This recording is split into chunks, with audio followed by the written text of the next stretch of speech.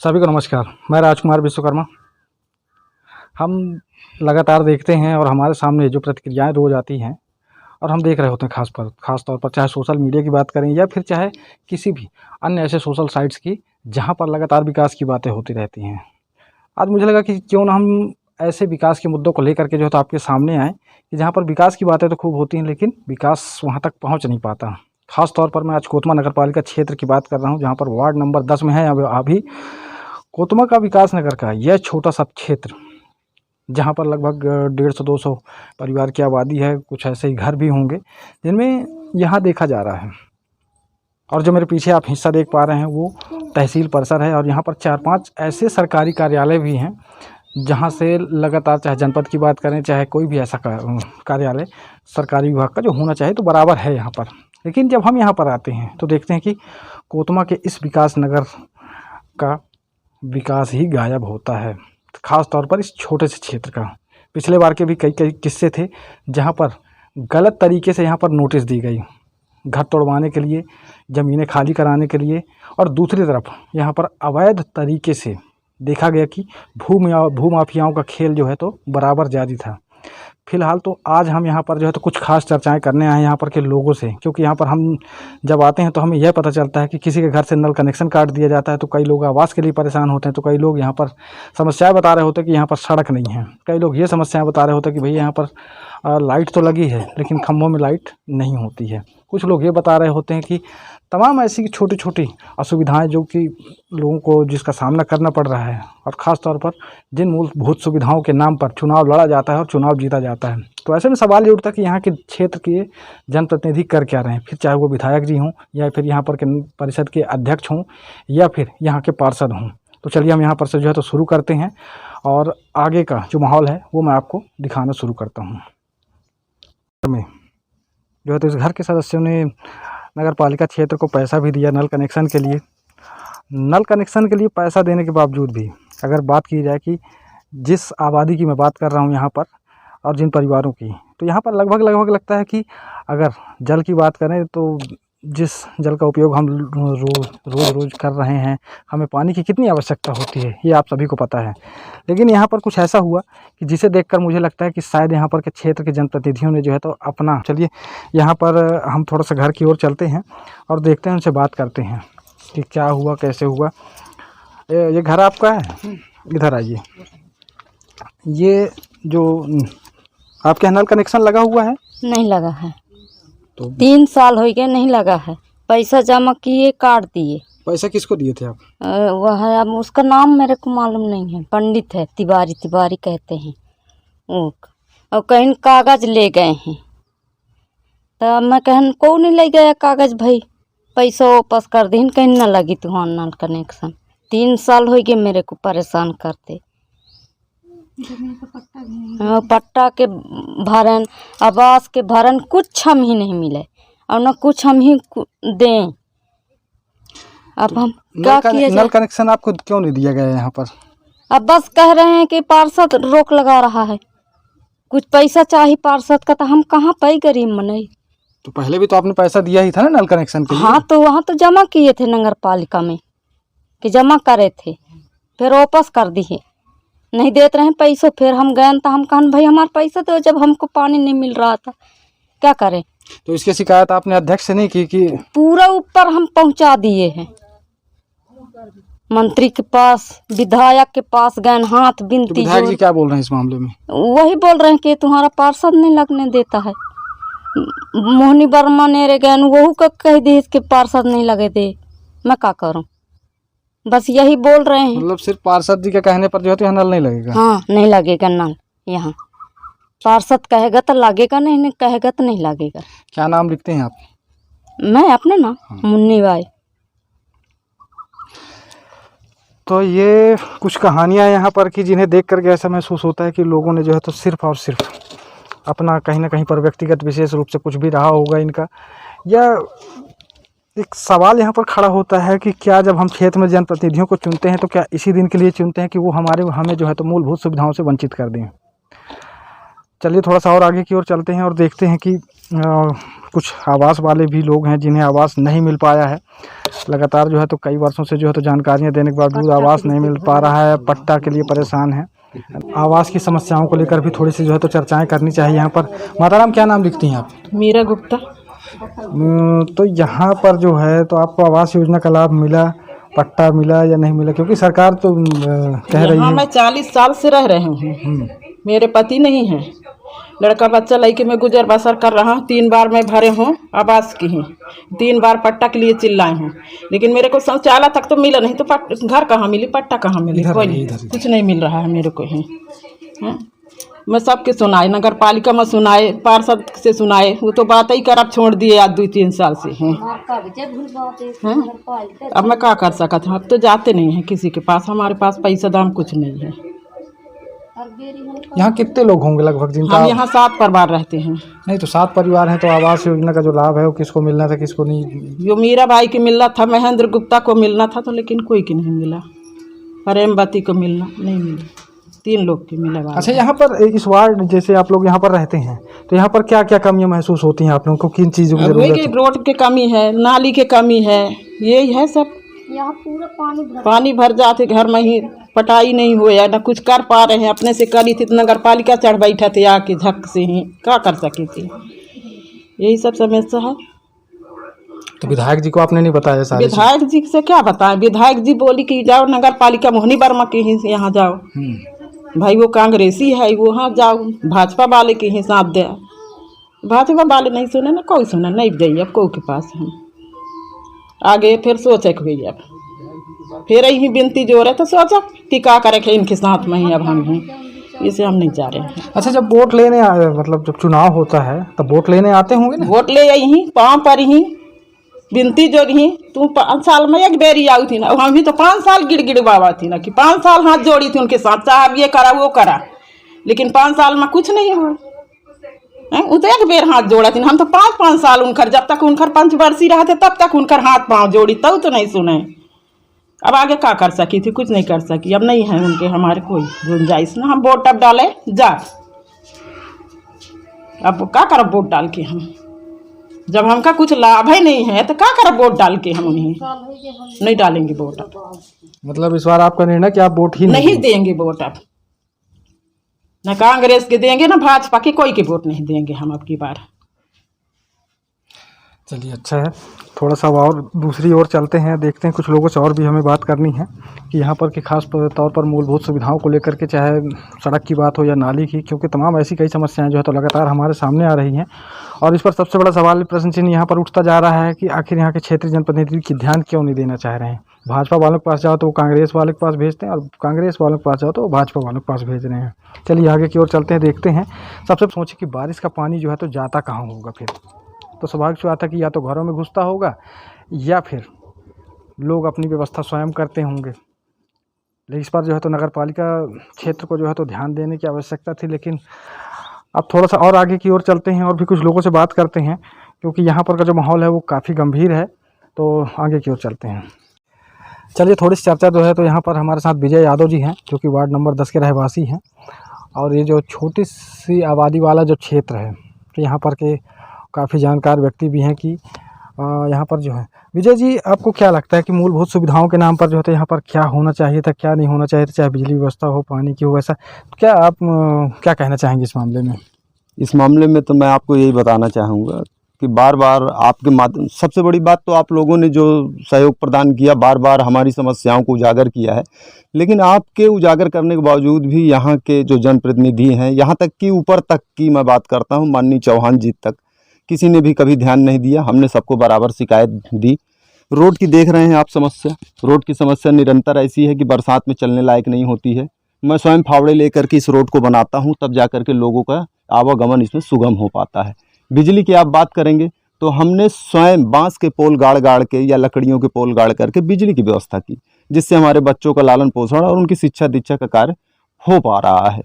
वो भी इन हमारे जनप्रतिनिधियों के बर्ताव के कारण बड़ा मुश्किल था, लेकिन किसी तरीके से आप लोगों के सहयोग से हम लोगों ने इसको पूरा किया।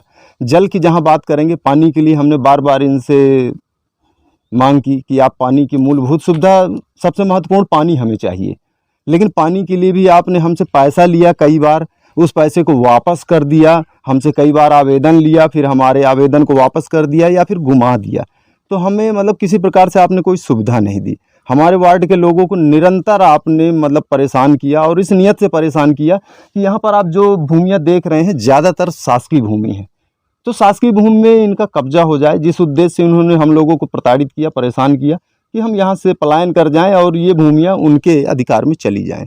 तो ऐसा हमारे साथ निरंतर बर्ताव चलता रहा। ये जो सरकारी भूमि है, दूसरी चीज़ और भी यहाँ पर ज़मीनें हैं, जी तो इसमें कहाँ तक सरकारी ज़मीन है और कहाँ पर, क्योंकि यहाँ पर कोतमा का एक जो बड़ा मसला जो सामने आया है अभी तक, जी खास तौर पर कि भू माफियाओं को लेकर के, जी कि भू माफियाओं की नज़र सरकारी ज़मीनों पर होती है, जी ठीक है, और किसी न किसी तरह से वो खाली कराना चाह रहे होते हैं। जी। पिछले बार भी कुछ ऐसा ही हुआ जी था। जी, ऐसा ही हुआ था। तो ये बात सत्य है, पिछली बार भी नगर पालिका ने नोटिस भी दिया था, मतलब कई प्रकार की उसने कार्यवाही की थी जो दूषित कार्यवाही थी। नंबर कहीं और बताया जाता है, अतिक्रमण कहीं और हटाने का प्रस्ताव रखा जाता है, किसी को बताया जाता है कि हम वार्ड क्रमांक 10 में अतिक्रमण हटाने जा रहे हैं और 9 नंबर का अतिक्रमण हटा दिया जाता है। ऐसी कार्यवाही उन लोगों के द्वारा निरंतर की जाती है। वो इस उद्देश्य से की जा रही है वार्ड क्रमांक 10 में कि आराजी खसरा नंबर 237, जिसमें आपका राजस्व विभाग, माननीय न्यायालय का विभाग 5 एकड़ और आपका बीआरसी भवन, इसके अलावा जो शेष भूमि उसकी 15 एकड़ बची हुई है, उस भूमि को उसमें निरंतर कब्जा के उद्देश्य से उन भूमि माफियाओं के द्वारा ये कार्यवाही निरंतर की जा रही है कि आप लोग यहाँ से पलायन कर जाएं और ये भूमियाँ हमारे अधिकार में आ जाएं। यहाँ पर एक छोटा सा मामला और जो हमें हमारे संज्ञान में आया कि ऐसा बताया गया कि 1982 का कुछ मामला था जी और आदिवासी के नाम पर जमीन ली जाती है। जी। कितनी सच्चाई है इसमें? ये आपने जो कुछ भी सुना है और जहाँ से भी सुना है, तो ये आपको जो भी जानकारी दिया है बिल्कुल सही दिया है, 101% सही दिया है। हमारे कोतमा नगर की ये सबसे बड़ी एक खासियत है कि हम आदिवासियों को अब जिंदा नहीं रहने देंगे। ऐसे उद्देश्य से ये भूमाफिया राजनेता मैदान पे उतर चुके हैं और उनकी ज़मीनों को या तो आदिवासी बन करके ले लेते हैं या फिर उन्हें मार के भगा दिया जाता है। तो 2 तरीके हैं उनके पास। तो पहला तरीका जो आपने बताया कि आदिवासी बन करके आदिवासी की भूमि का क्रय विक्रय का खेल हुआ है, सत्य है ये। इसकी शिकायत मैंने स्वयं की है, किसी दूसरे के द्वारा नहीं। मैं शिकायतकर्ता विजय यादव हूँ, जिसकी शिकायत मैं निरंतर गतिशील करता रहा हूँ, ऊपर तक भेजता रहा हूँ। शासकीय ज़मीन, आदिवासी की ज़मीन, इन भूमियों को रिक्त करवाने के उद्देश्य से या उन्हें उनका निजी लाभ जो कुछ शासन का है उनको मिले, तो मैंने निरंतर शासन को चिट्ठियाँ देती है। पिछली बार जो कार्यवाहियाँ हुई थी उसमें कई सारे मकान ऐसे थे, कई सारे परिवार ऐसे थे जिनको प्रधानमंत्री का और उनका मुख्यमंत्री जी का एक सर्टिफिकेट मिला हुआ था कि इन्हें आवास योजना का लाभ मिलना चाहिए। खास तौर पर जैसे इन्होंने अभी तक जो नियम कानून बताया कि कोई अगर इतने वर्षों से रह रहा हो या जो भी है तो उसके आधार पर मिलना चाहिए। तो क्या वो मिल पाया? नहीं। हमारे यहाँ इस वार्ड में 40 से 45 बल्कि 50 वर्ष से लोग रह रहे हैं, गरीब हैं, जिस वजह से वो बहुत बड़ी बिल्डिंग नहीं बना पाए, छोटी छोटी कुटिया बना के रखे हुए हैं, जिस कारण वो छोटी कुटिया बड़ी नहीं हो पाई। उसका कारण सिर्फ उनकी गरीबी है और उनकी गरीबी का अनुचित लाभ उठा करके ये लोग चाहते हैं कि ये लोग यहाँ से पलायन कर जाएं और ये सारी ज़मीनें हमारे अधिकार में आ जाएं। तो इन गरीबों को निरंतर वो परेशान करते रहे हैं।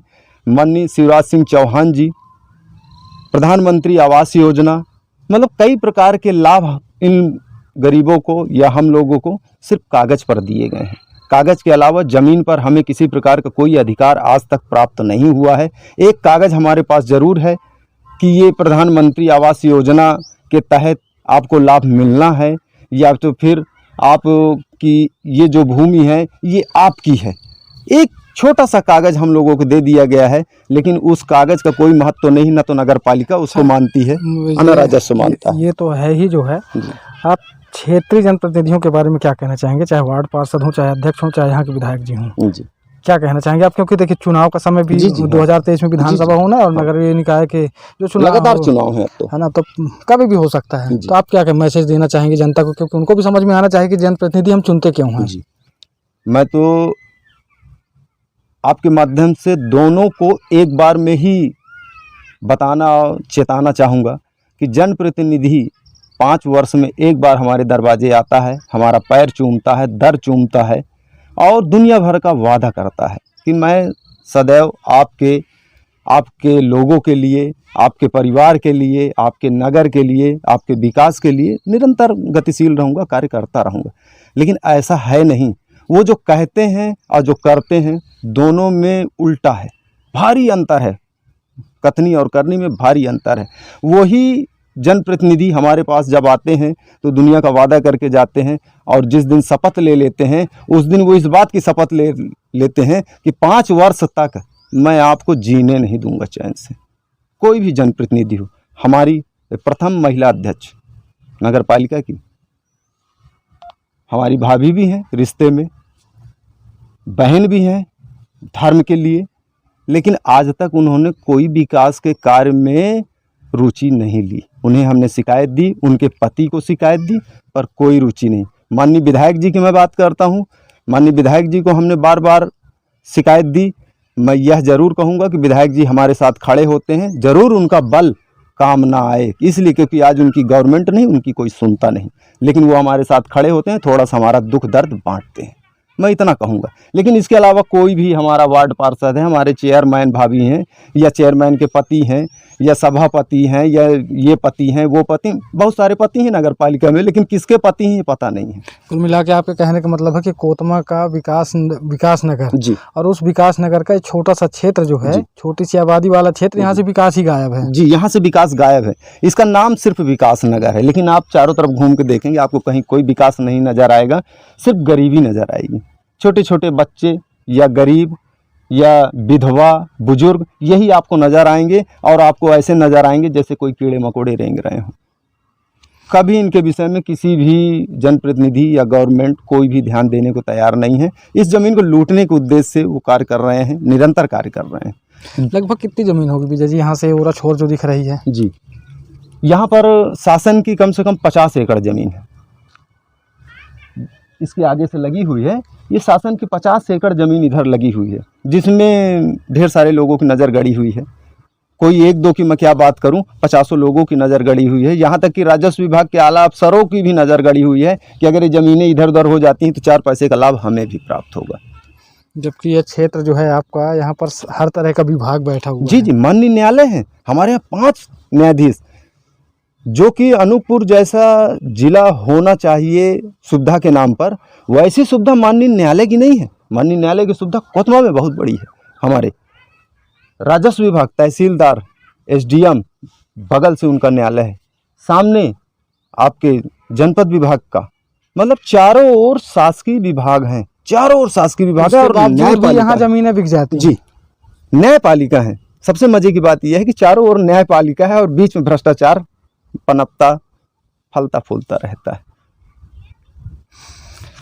ऐसा एक छोटा सा किस्सा हमारे पास और है कि यहाँ पर हमने देखा कि जो जानकारी हमें मिली कि किसी ने एक घर बनाया और उस घर में बनने के बाद भूमि पूजन कहीं और होता है, घर कहीं और बन रहा होता है, ज़मीन कहीं और दिखाई गई। सोचिए उस शख्स के साथ क्या बीत रही होगी और क्या जो महसूस कर रहा होगा वो व्यक्ति, जो कि कालरी में 30 साल नौकरी करने के बाद 60 साल की उम्र में जब रिटायरमेंट होता है उसकी क्या परिस्थिति होगी। आज उस बेचारे का मकान बने लेकिन वो गृह प्रवेश तक नहीं कर पा रहा है। ये स्थितियां हैं। विजय यादव जी शायद उस बारे में अच्छे से जानते होंगे, क्या है जानकारी आपको इस मामले में? जी, कौन है वो? ACCL के कर्मचारी हैं और 1-2 बार आए गए हैं, पर उनके साथ शासन ने छल नहीं किया। तो किसने किया? उनके साथ तो जो विक्रेता है भूमि का, जिसने भूमि बेचा है, जिसका नाम बहुत इज्जत से नाम उनका लेना चाहिए, इसलिए इज्जत से लेना चाहिए क्योंकि जनप्रतिनिधि भी हैं, तो उसने शासकीय ज़मीन उनको बेचा और वो आज तक बेचारे अपने घर पर रह नहीं पाए। इसलिए नहीं रह पाए क्योंकि उन्हें पता चल गया कि मैं सरकारी ज़मीन में फंस गया हूँ। अब यहाँ वहाँ दौड़ते हैं तो कहीं से उनको कोई राहत नहीं है। लोग कहते हैं आप शिफ्ट हो जाओ, बाद में निपट लेंगे। तो ये है यहाँ पर की कुछ कहानियाँ और मूलभूत सुविधाओं से लेकर के भू माफियाओं तक का जो खेल है यहाँ पर, वो कितना गंदा और घिनौने तरीके से चल रहा है कि एक तरफ जहाँ क्षेत्र में जो क्षेत्र बसा हुआ है, इस क्षेत्र की आबादी है, उसे हटाने का लगातार प्रयास भी किया जा रहा है। पिछले बार भी कुछ ऐसी घिनौनी हरकत की गई थी। नोटिस कहीं और की होती है, ज़मीन कहीं और होती है, लेकिन खाली कराने कहीं और भेजा जाता है। चलिए, इसके साथ मैं विराम देना चाहूँगा और अगली कड़ी में हमारी मुलाकात फिर होगी ऐसे ही कुछ खास मुद्दों के साथ।